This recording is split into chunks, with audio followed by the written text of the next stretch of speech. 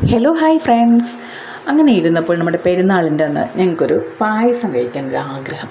അങ്ങനെ ready to മിക്സിൻ്റെ നമ്മൾ റൈസ് പാലഡയുടെ ഒരു പാക്കറ്റ് മേടിച്ചു.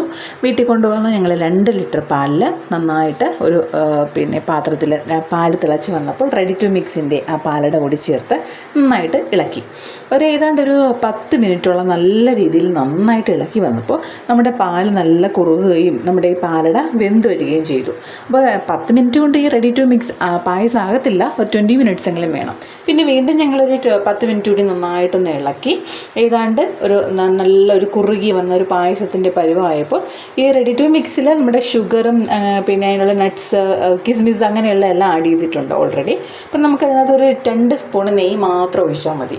അപ്പം ബാക്കി എല്ലാം അതിനകത്ത് തന്നെ ഉണ്ട്. ഞങ്ങൾ ആ 2 സ്പൂൺ നെയ്യും കൂടെ ഒഴിച്ച് നന്നായിട്ടൊന്ന് ഇളക്കിയെടുത്ത് നല്ലൊരു കുറുകി ഒരു പായസത്തിൻ്റെ പരുവായപ്പോൾ ഞങ്ങളത് ഓഫ് ചെയ്തു.